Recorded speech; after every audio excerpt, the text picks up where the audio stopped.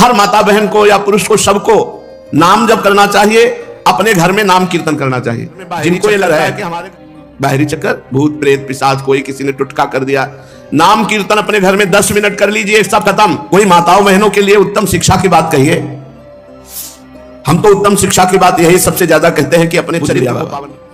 प्रश्न किया कि माताओं बहनों के लिए कोई उत्तम बात कहो, तो बाबा कहते हैं हम सबसे पहले उत्तम बात यही कहते हैं कि अपने चरित्र को पावन रखो, चरित्र को पवित्र रखो। जो हमारा प्राचीन आचार विचार है वो बड़ा पवित्र है, उसी को अपनाओ, नवीन नहीं। नवीन आचार विचार देख लो, किसी दूसरे की वेशभूषा मत अपनाओ, अपने देश की वेशभूषा बड़ी पवित्र देश। पूज्य बाबा भोजन बनाते समय अच्छे विचार रखें, नाम जप करें, तभी जितने परिवार के आपका हाथ का भोजन पाएंगे सबके विचार अच्छे होंगे। अगर भोजन बनाते समय विचार अच्छे रखे जाएं, भोजन पाते समय विचार अच्छे रखे जाएं, तो 24 घंटे अच्छे विचार आएंगे। और माताओं बहनों के लिए सबसे खास बात, जिनके साथ पानी ग्रहण हुआ है उसमें भगवत भाव रखें। मेरा पति मेरे लिए मेरा साक्षात भगवान है, ऐसा भाव रखना। और पति को चाहिए कि पत्नी को अपना प्राण मानना, जैसे हम अपने प्राणों को बहुत दुलार करते हैं ऐसे भाव रखना। महाराज जी, कहा जाता है कि स्त्रियां संतों के पास ना जाएं, ऐसा क्यों कहा जाता है? क्या ये ठीक है? ध्यान से सुनो, महापुरुषों की बातें हैं। सत्संग को पकड़ो, सभा में गई, सत्संग सुना और अपने आचरणों को सत्संग के अनुसार उतारो। अपने पति के प्रति भगवत भाव तभी आएगा जब आपके अंदर भाव आएगा। भाव आएगा तभी जब संत महापुरुषों का सत्संग करोगे, चाहे स्त्री हो चाहे पुरुष। पुरुष नपुंसक नारीवा जीव चराचर कोय, सर्व भाव भज कपट तरि मोह परम। विवेक आएगा, जब विवेक आएगा तब ये बात समझ में आएगी कि अपने पति में भगवान की भावना करना, अपने पत्नी को प्राणों के समान प्यार करना। और जब चौथी अवस्था में तो पति पत्नी को एकांत तपस्या में जीवन व्यतीत करना चाहिए, जैसे मनु शतरूपा जी ने किया। पति की आज्ञा के बिना पत्नी को कहीं भी नहीं जाना चाहिए, और पत्नी की सलाह के बिना पति को कहीं भी कोई धर्मानुष्ठान या कहीं तीर्थ यात्रा या कहीं भी, दोनों को एक दूसरे की अनुमति अत्यंत आवश्यक है, तभी प्रेम बनेगा, तभी गृहस्थ धर्म का निर्वाह होगा। किसी भी साधु महात्मा से जो गृहस्थ धर्म में है, हम प्रार्थना करते हैं कि ज्यादा लगाव वाली बात मत रखो। लगाव का मतलब उनसे एकांतिक मिलने वाली बात मत करो। सभा में बैठकर सत्संग सुनो, गुरु माना है मंत्र ले लो, उपासना में लगो, तो कभी तुम्हारी श्रद्धा नष्ट नहीं होगी, कभी तुम्हारा भाव नहीं बिगड़ेगा, कभी तुम्हारे अंदर दोष दृष्टि नहीं आएगी। कोई कोई महापुरुष आचार्य पद्धति से चलते हैं, कोई अवधूत पद्धति से चलते हैं, और कोई कोई बड़े विचित्र ढंग से चलते हैं। स्थितियां अलग अलग होती हैं, समझ पाना बड़ा कठिन होता है। संतों को संत ही समझ सकते हैं। पाखंड से चलते हैं, कोई दंभ से चलते हैं। हमें कैसे पता चले कौन पाखंड से चल रहा है, कौन दंभ से चल रहा है, कौन सत्य से चल रहा है, कौन आचार्य कोटि से चल रहा है? अलग अलग संतों की रहनी है। तो हमें चाहिए कि जब समाज में प्रवचन हो रहा हो तो जाएं और बैठ जाएं। माताएं बहनें सब दूर से सत्संग सुने, दूर से प्रणाम करें और अपने आचरणों को सुधारें। सत्संग के वचनों के द्वारा, भगवान की लीला कथा सुनने के द्वारा तुम्हारा मंगल होगा। अगर तुम ज्यादा लगावपन करोगे, कोई सिद्ध पुरुष है तो साधुते हुए न कारज हानि, और अगर सिद्ध पुरुष नहीं है तो आपका दोष दर्शन बन जाएगा, आपका परमार्थ रुक जाएगा। इसलिए सबसे प्रार्थना है, दूरी बनाकर आप भी भजन करो और संत को भी भजन करने दो। भाव में खूब पूजो, नजदीक रहे, नजदीक वही निर्वाह। इसलिए देवर्षि नारद जी ने लिखा है, महासंगस्त दुर्लभ हो, महापुरुषों का संग दुर्लभ है। फिर लिखा अगम्य है।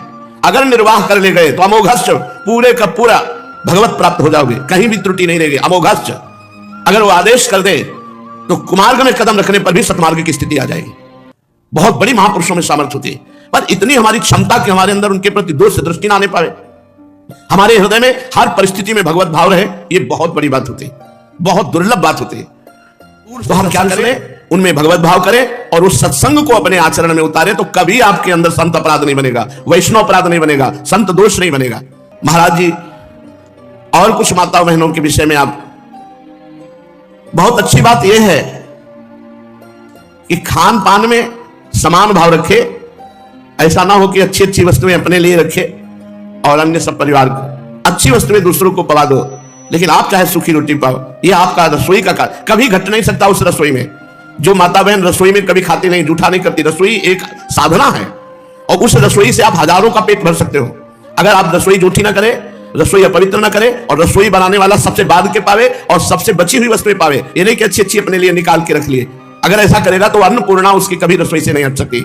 अपने लिए अच्छा भोजन बचाकर ना रखना, निष्कपट भाव रखना, और अपने माता पिता या सास ससुर की सेवा का भाव रखना, चाहे वो भले कटु वचन कहें कि सेवा कीजिए। अगर ऐसा आप करेंगे तो भगवान आपकी हर कामनाएं पूर्ण करेंगे, भगवान आपकी रक्षा करेंगे। माताओं बहनों को चाहिए कि अपने परिवार के अलावा किसी अन्य से कोई वस्तु ना ले और ना मांगे, किसी अन्य के पास एकांत में ना जाए, ना एकांत समय दे। माताओं बहनों को चाहिए कि अगर कहीं आपको बाजार जाना है, कहीं भ्रमण करना है कहीं, तो घर की अनुमति बड़े बुजुर्गों की होनी चाहिए। माताओं बहनों को चाहिए कि वो किसी ऐसे लोगों का संसर्ग ना करे जिनकी एक बार चंचलता देख ली है, चाहे वो बहनोई हो, चाहे वो फूफा हो, चाहे वो रिश्तेदार नातेदार कोई भी हो। अगर एक बार तुम्हारी दृष्टि में आ गया है कि इनके अंदर संयम नहीं है, ये चंचल पुरुष है, तो उनका संग नहीं करना चाहिए। पहली बार पर पुरुष का दर्शन, पर पुरुष का चिंतन, पर पुरुष के साथ संभाषण और पर पुरुष का स्पर्श एकांत में सदा ही वर्जित है, वो कोई भी रिश्तेदार नातेदार हो।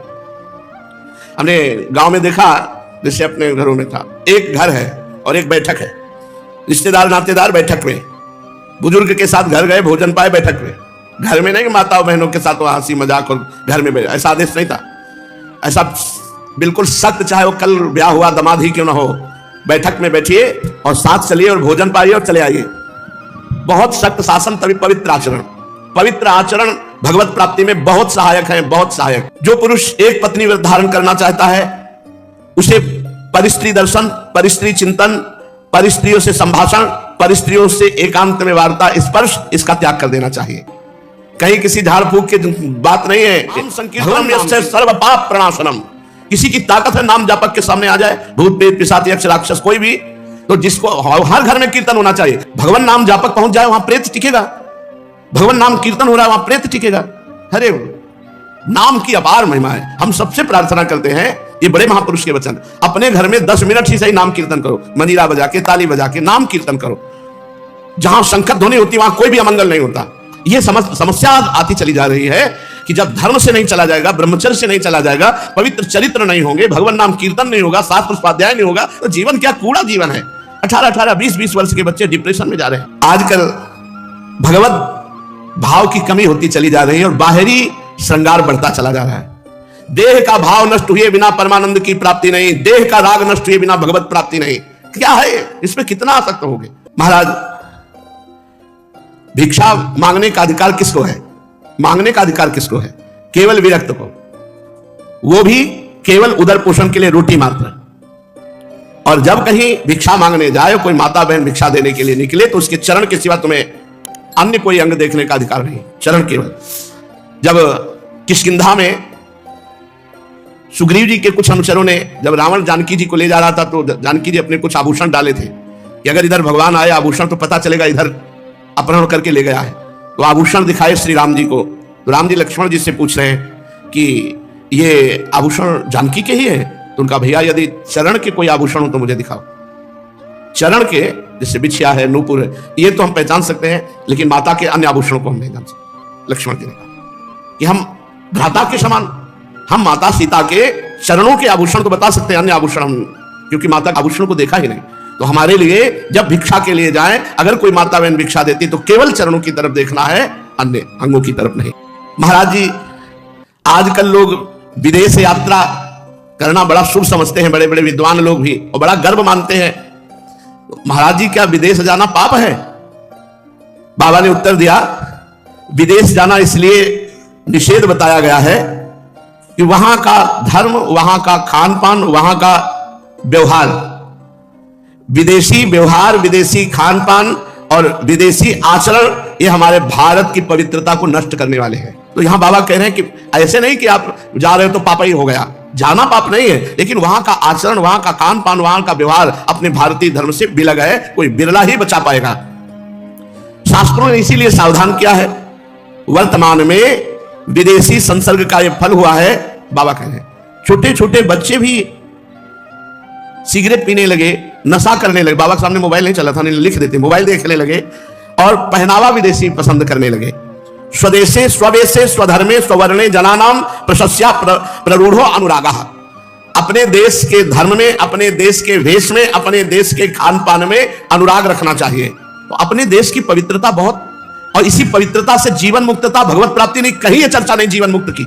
स्वर्ग नरक के अलावा कोई चर्चा नहीं है। अगर कहीं चर्चा है तो किसी भारत के ब्रह्म ऋषि के द्वारा दी गई है। जो विद्या प्रदान करने वाले आदिदेव भगवान शंकर की उपासना नहीं करता, उसमें इतनी सामर्थ्य नहीं कि जो वो प्रवचन कर रहा है या जो उसे ज्ञान है उसे आचरण में उतार सके।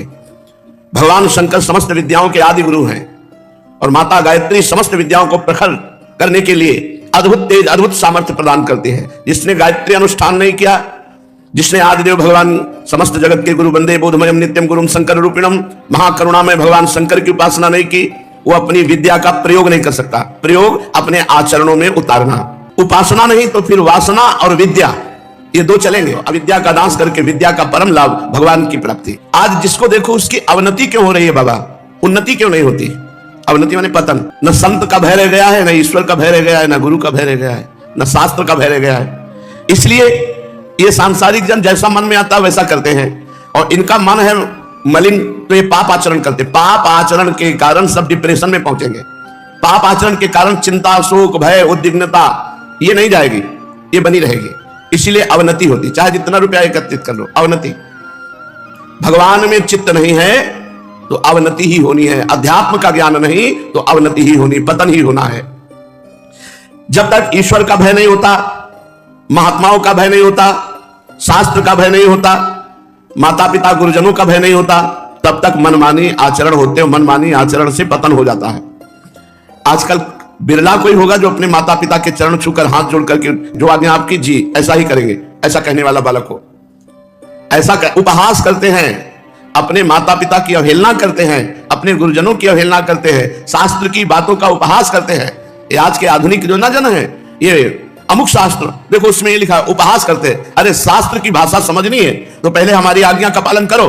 6 महीना ब्रह्मचर्य रहो, 6 महीना पवित्र भोजन पाओ और 6 महीना नाम जप करो और फिर कोई सूत्र पढ़ो, तुम्हें हम समझावें, समझ में ना आ जाए तो हमें बताना। खाते हो गंदे भोजन, पीते हो गंदे पेय और समझना चाहते हो ब्रह्मबोध संपन्न महापुरुषों की वाणी। उपहास करते हैं शास्त्रों का। अरे उसमें तो ये लिखा है, उसमें तो ये लिखा है। ऐसे समझ पाओगे ब्रह्म ऋषियों की वाणी, महापुरुषों की वाणी, भगवान की वाणी, ऐसे समझ जाओगे। तुम्हारा खान पान अपवित्र, तुम्हारी बुद्धि अपवित्र, तुम्हारी वासनाएं अपवित्र, कैसे तुम समझ पाओगे निर्वासनिक महापुरुषों के परम पावन वचनों को? तभी तुम्हारे अंदर पाप वासना तुम बैठ करके तुम्हारा पतन करा रही है। यदि जीव भगवान और भगवत प्रेमी महात्माओं के वचनों का पालन करे तो कभी पतन हो ही नहीं सकता। शिष्य स्वतंत्र हो जाए तो सर्वनाश हो जाता है, राजा स्वतंत्र हो जाए तो सर्वनाश हो जाता है। इसलिए राजा के ऊपर महाराजा रहते थे। जनक जी राजा तो सदानंद जी महाराजा, दशरथ जी राजा तो वशिष्ठ जी महाराजा, देवराज इंद्र त्रिभुवनपति तो गुरु बृहस्पति, बलि भगवान शुक्राचार्य जी। एक महापुरुषों के ऊपर शासन। शिष्य यदि स्वतंत्र हो जाए तो सर्वनाश हो जाए, राजा स्वतंत्र हो जाए तो सर्वनाश हो जाए, और शास्त्र की आज्ञा का उल्लंघन करे तो चाहे स्त्री हो पुरुष हो उसका सर्वनाश हो जाएगा। आज सर्वनाश ही हो रहा है, उनको समझ में नहीं आ रहा। चरित्र का नाश, स्वभाव, चिंतन सब पतन युक्त चिंतन हो रहा है। कहीं ऊर्ध्व चिंतन नहीं हो रहा। भगवदानंद का चिंतन कोई बिरला ही कर पा रहा है। जब शिष्य गुरु का अनादर करके मनमानी आचरण करता है तो नष्ट हो जाता है। जब राजा ब्रह्म ऋषि का अनादर करके मनमानी आचरण करता है तो नष्ट हो जाता है। और जब समाज शास्त्र आज्ञा का उल्लंघन करके मनमानी आचरण करता है तो नष्ट हो जाता है। इसलिए इस लोक में और परलोक में परम लाभ की प्राप्ति के लिए भगवान का भय, महात्मा का भय और शास्त्र का भय निश्चित होना चाहिए। पहले हर घर में कुछ ना कुछ भागवती, जैसे थोड़ी देर रामचरितमानस हो गई, थोड़ी देर भागवत हो गई, आरती पूजा कीर्तन हर घरों में होते थे। अब इतना आधुनिक जमाना आ गया है कि टीवी चाहे हर घर में चले, लेकिन बैठ करके अपने परिवार को बैठाल करके भगवत चर्चा, भक्त चरित्र ये सब नहीं सुनाए जाएंगे। कहां से बुद्धि पवित्र होगी? छोटे छोटे बच्चे मोबाइल और टीवी देख रहे हैं, इनकी बुद्धि पवित्र होगी? जहां बैठ करके उनको सत मार्ग का उपदेश, सद आचरण का उपदेश दिया जाता था। हमें छोटे थे 4 बजे जगा दिया जाता था और सबसे पहले माता पिता के चरण, बड़े भाई के चरण, सबके चरण छुओ। चरण छूने उठते ही वो सिखाया गया था, कराग्रे वस्ते लक्ष्मी कर मध्य सरस्वती, बचपन में सिखाया गया था।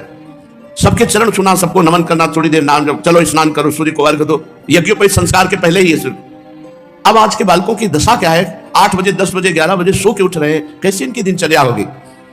तो कैसे उन्नति हो? बाबा, हमारे देश की उन्नति के लिए बहुत लोग प्रयत्न कर रहे हैं, लेकिन उन्नति नहीं हो पा रही। जब तक अध्यात्म का जन जन में प्रचार नहीं होगा, प्रसार नहीं होगा, तब तक देश की उन्नति नहीं हो सकती। हमारा धर्म प्रधान देश है, भारत धर्म प्रधान देश है। इसकी उन्नति तभी होगी जब धर्म का आश्रय लिया जाएगा, सतमार्ग में चला जाएगा। महाराज जी, आजकल जब किसी के यहां कोई भागवतिक कर्म या कोई अनुष्ठान होता है तो पंडित जी से लोग कहते हैं अरे जल्दी निपटाओ। ये ठीक है क्या? नहीं, अनुष्ठान करने वाले पंडितों को, ऐसे जजमानों को नहीं चुनना चाहिए जो कहते हैं जल्दी निपटाओ। नहीं, तुम्हारा हम अनुष्ठान नहीं लेंगे। यदि आपने अनुष्ठान ले लिया और पूरा नहीं किया तो पाप के भागी वो पंडित बनेगा, वो आचार्य बनेगा। इसलिए बहुत सावधान रहना चाहिए। निपटाव वाली बात नहीं होनी चाहिए। देव कार्य है, भगवत कार्य है, तभी तो सब निपट रहे हैं जल्दी जल्दी। पूरी रात ब्याह के मंत्र पढ़े जाते थे। दूल्हा दुल्हन पूरी रात उपवास करके मानो बैठो ना, लघु शंका जाना, शौच जाना है। पूरी रात संध्या काल से शुरू होते थे, प्रातः काल तक मंत्र ब्राह्मण बोलते रहते थे, शाखोच्चारों नाना प्रकार के मंत्र। तो हमने कभी डिवोर्स नहीं सुना। और जल्दी निपटाओ तो जल्दी ही निपट जाता है, साल 2 साल में डिवोर्स हो जाता है, निपट गए। बहुत शास्त्रीय पद्धति, बहुत मंगलकारी है। गुण विचारे जाते थे, लड़की के कितने गुण, लड़के के कितने गुण विचारे जाते थे। ग्रह नक्षत्रों का योग मिलाया जाता था। जब पूरी कुंडली मिल जाती थी और गोत्रों का, तब जाकर बड़े शास्त्रीय विधान से पवित्र जीवन, सब अपवित्र कर रहे हैं जीवन। मन अपवित्र, बुद्धि अपवित्र, शरीर अपवित्र, कैसे भागवतिक जीवन, कैसे गृहस्थी मंगलमयी। अरे गृहस्थी सबसे बड़ा धर्म है। विरक्त पैदा कहां होते हैं? गृहस्थों के यहां। विरक्तों का उदर पोषण किससे होता है? गृहस्थों से। विरक्तों की भजन की सामग्री कैसे पहुंचती? गृहस्थों से। गृहस्थ धर्म सबका पोषण करने वाला गृहस्थ धर्म है, और उसको थोड़े से भजन में भगवत प्राप्ति हो जाती है। तो आचार्यों को चाहिए, पंडितों को चाहिए, ऐसे जजमानों का ही वर्णन न करें जो कहते हैं जल्दी निपटाओ। भला जो कर्मकांड जैसा निश्चित किया गया उसे जल्दी कैसे किया जा सकता है? लोग कर्मकांड में तो जल्दी करते हैं, लेकिन रात दिन गप्पे हाँकने में नहीं। खूब बातें करेंगे, संसारिक बातें करें। 3 घंटा मनोरंजन करने वाली फिल्म लग जाए, ये नहीं कहेंगे जल्दी निपटाओ। एक भी सीन नहीं छूटनी चाहिए। और वेद का, अरे जल्दी निपटाओ, तो उससे तुम लाभ नहीं ले पाओगे। महाराज जी